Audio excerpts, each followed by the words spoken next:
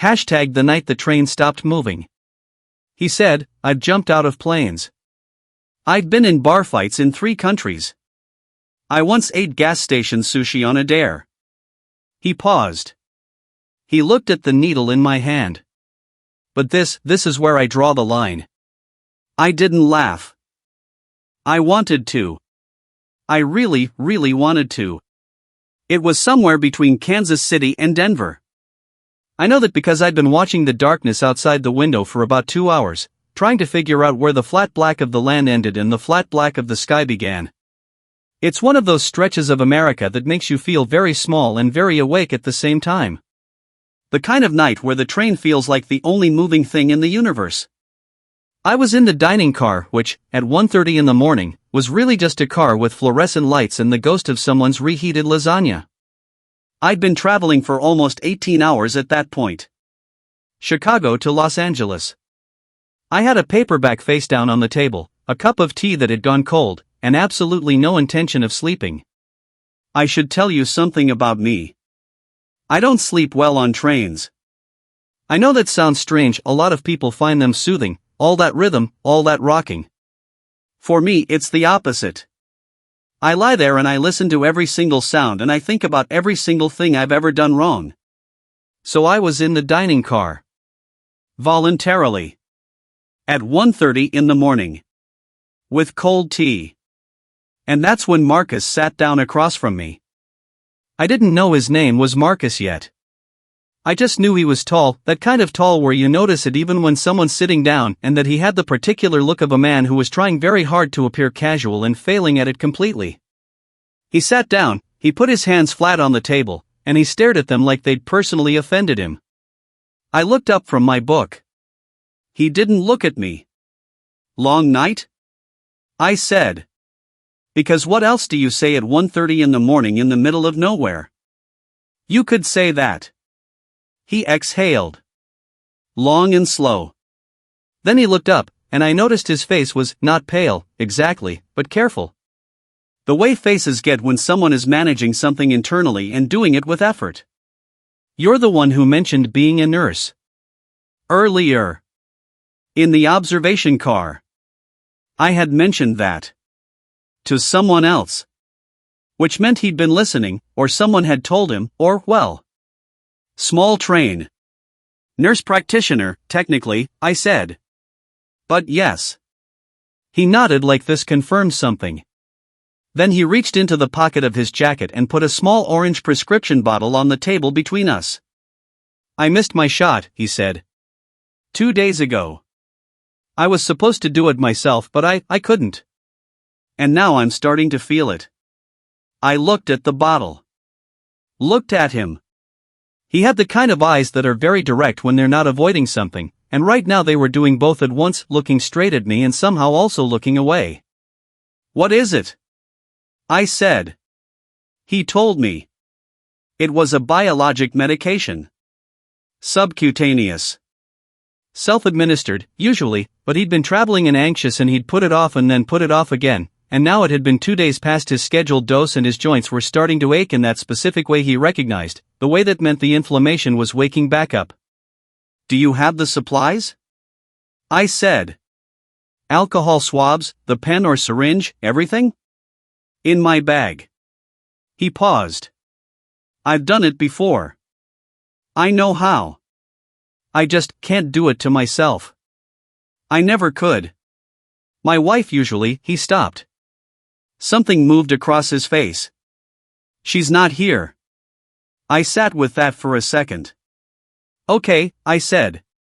Let's go get your bag. Now, I want to pause here and tell you something, because I think about this a lot. There's a particular kind of vulnerability in needing a medical thing done and not being able to do it yourself. It's not weakness. It's actually one of the most human things there is.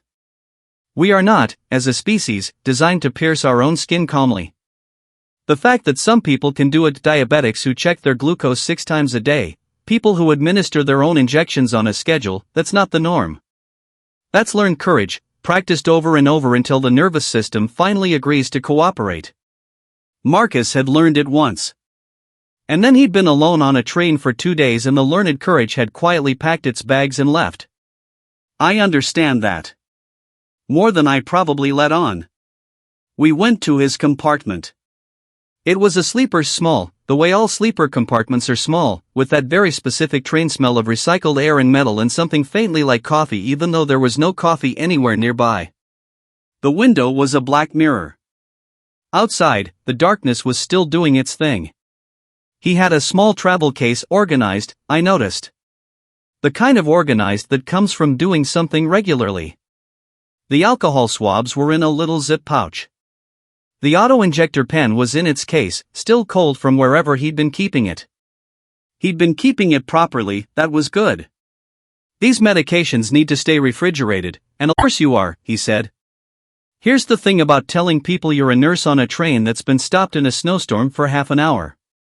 They immediately start doing inventory. You can see it, a quick mental scan, top to bottom, checking for anything that might qualify as a medical situation. Daniel's inventory took about 4 seconds. Then his expression changed in a way that was almost funny. I've been putting off a B12 shot for 3 weeks, he said. Asterisk, my doctor keeps calling. I keep not going, asterisk. I looked at him. I'm not afraid of needles, he added, with the particular emphasis of a man who was very afraid of needles. Of course not, I said. He smiled. It was a good smile. The kind that starts slow and then arrives all at once. I told him I had my kit. I told him I could help him, if he wanted. I also told him he absolutely did not have to, that this was a train and not a clinic and there was zero pressure, and that his doctor would probably survive another 3 weeks of unanswered calls. He thought about it for a moment. How bad is it? He asked. The shot. Honestly, I said. The anticipation is always worse than the thing. He considered that. Outside, the snow was coming down harder.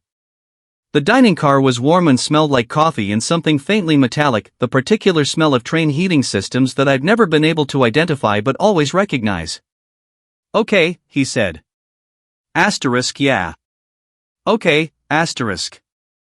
I went to get my kit from my compartment. Walking through the train cars while it was stopped felt strange, the usual gentle swaying was gone, and everything was very still and very quiet. A few passengers were asleep. A child was drawing something in a small notebook. An older woman was knitting, completely unbothered, with the serene composure of someone who has outlived several train delays. I found myself thinking, on the way back, about the first time I ever gave an intramuscular injection. Not in a clinical setting, I mean the very first time, in school, on a practice pad that was supposed to simulate muscle tissue but felt nothing like it. My hands shook. My instructor stood next to me and said, very calmly, the needle doesn't know you're nervous. Which is true.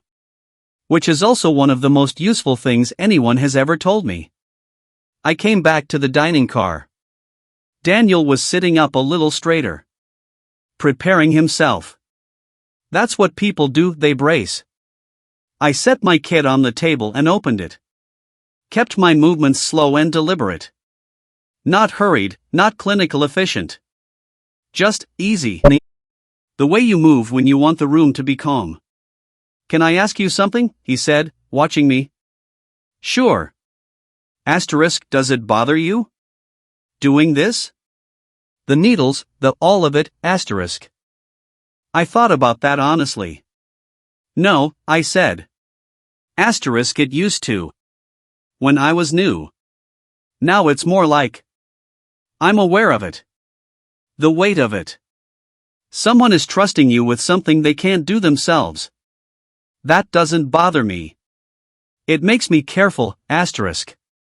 He was quiet for a moment. That's a good answer, he said.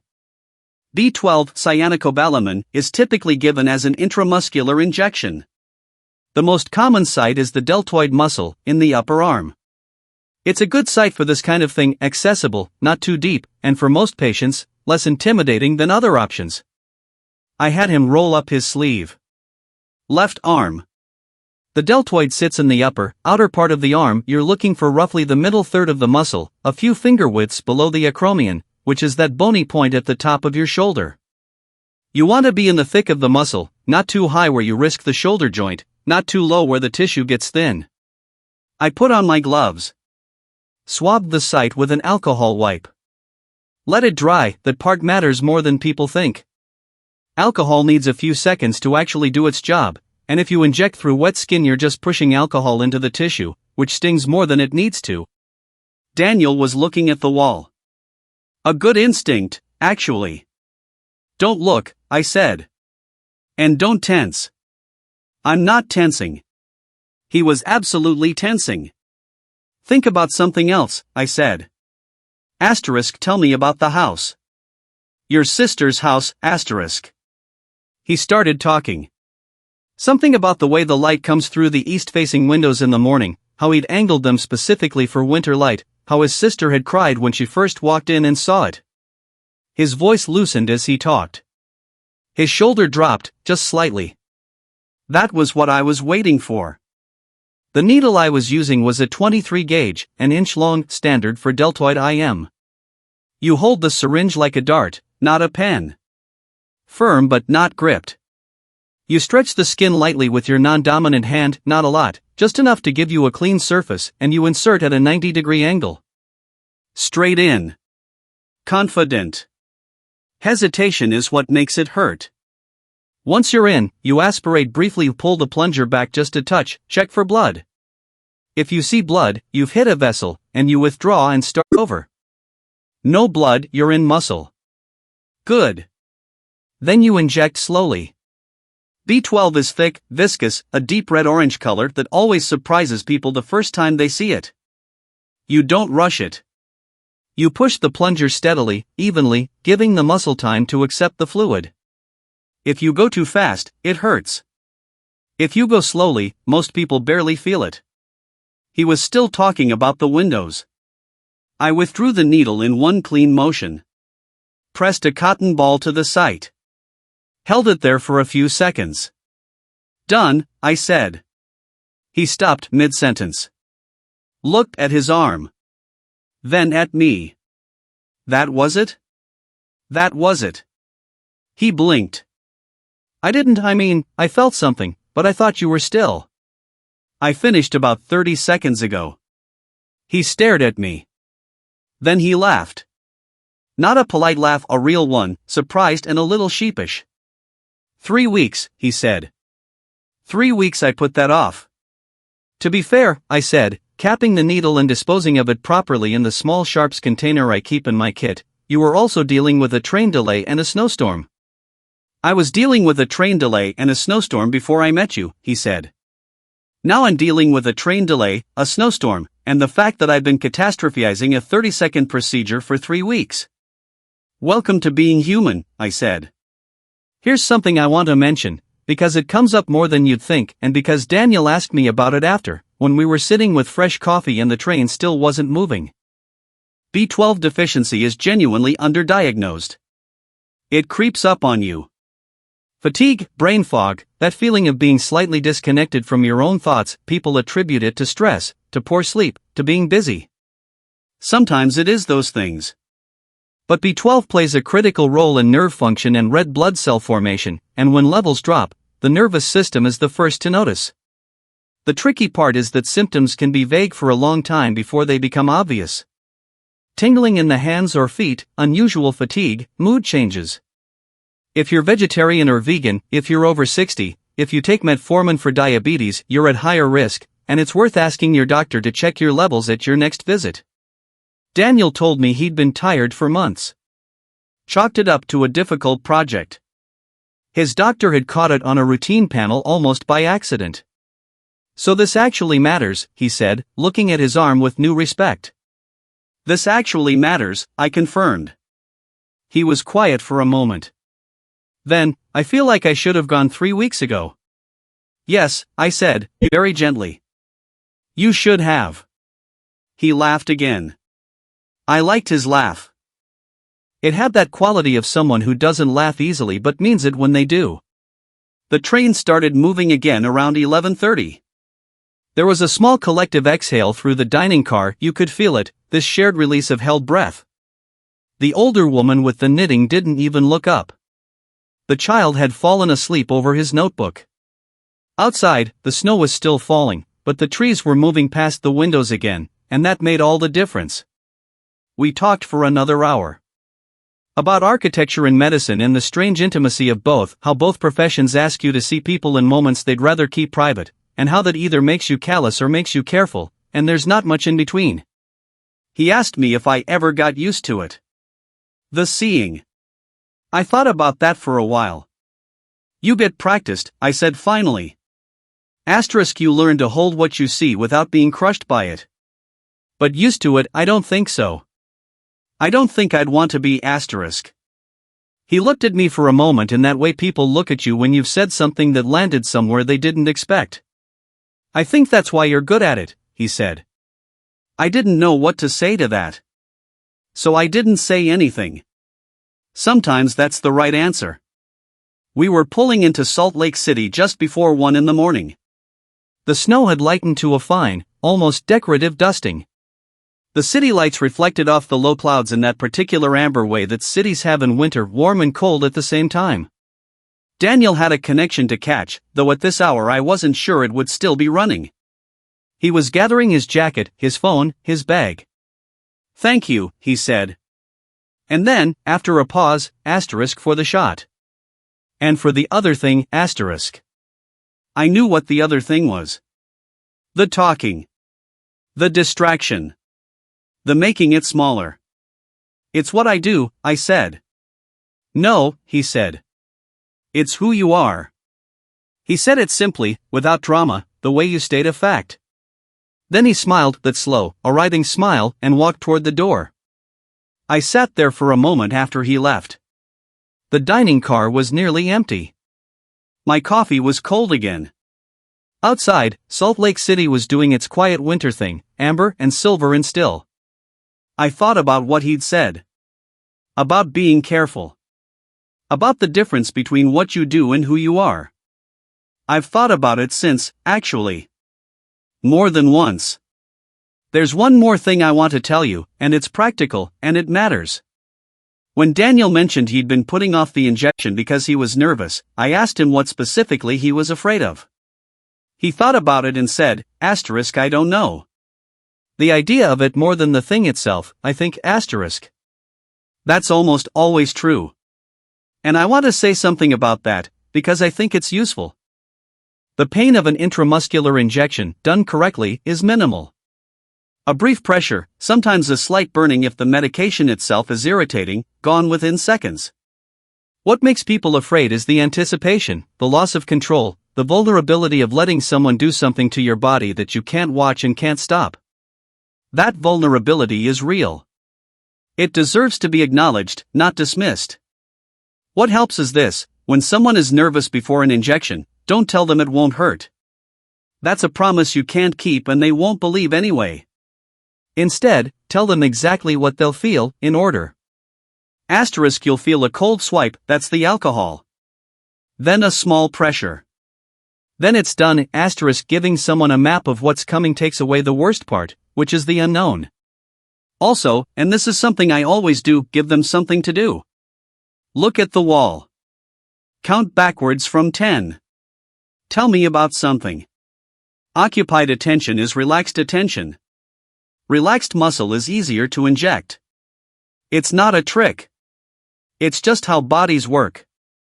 And if you're ever the one giving an injection to someone you care about, a family member, a partner, a friend, and your hands are shaking a little, that's okay. Take a breath. The needle doesn't know you're nervous. What it knows is your angle, your steadiness, your intention. Get those right, and everything else follows. I made it to my conference. Sat under the fluorescent lights. Drank the bad coffee. Argued about the updated guidelines. But the thing I kept thinking about, in between sessions, was the train. The stopped train and the snow and the man who said he wasn't afraid of needles and was, a little, and the way the dining car felt like its own small world for those few hours, warm and enclosed and somehow exactly the right size. I thought about how much of medicine happens in spaces like that. Not in hospitals with their particular smell of antiseptic and anxiety. Not in clinics with their laminated posters and their forms to fill out. In the in-between places. On trains. In living rooms. At kitchen tables at midnight when someone calls because they're scared and don't know what to do. That's where the real work happens, I think. Not the technical work, though the technical work matters, it matters enormously. But the other thing. The being present thing. Find yourself rehydrating someone at home. Oral rehydration salts are better than sports drinks, lower sugar, better electrolyte balance, but a sports drink is better than nothing, and nothing is what we had except the vending machine. I got her a sports drink and a bottle of water. We alternated. Small sips. I talked to her about the train, about where she was going, about the shapes outside the window that were slowly becoming visible as something shifted in the sky. She was going to see her daughter in Los Angeles. The daughter had just had a baby. Patricia was going to be a grandmother for the first time, and she'd chosen the train because she'd always wanted to take this route, and she'd been so excited that she'd barely eaten or drunk anything for 2 days because she'd been too busy being excited. That, I said, is a very good reason to be dehydrated. She laughed. It was a good laugh, dry and real, the kind that comes from someone who has a sense of humor about themselves. By the time the train started moving again, 2 hours and 20 minutes after it stopped, Patricia had color back in her face and was on her second bottle of water and telling me about her daughter's apartment in Silver Lake, which apparently had a very small kitchen but excellent light. I went back to the dining car. The sky outside was doing something now, not quite dawn, but the deep blue that comes just before it, when the darkness admits its losing. The flat black was gone. There were plains, and then mountains, and then more plains, and all of it was slowly becoming visible. I thought about Marcus and his wife who talked about beef bourguignon. I thought about Patricia and the granddaughter she was going to meet in Los Angeles. I thought about the needle in my hand and the click of the auto-injector and the way Marcus had exhaled.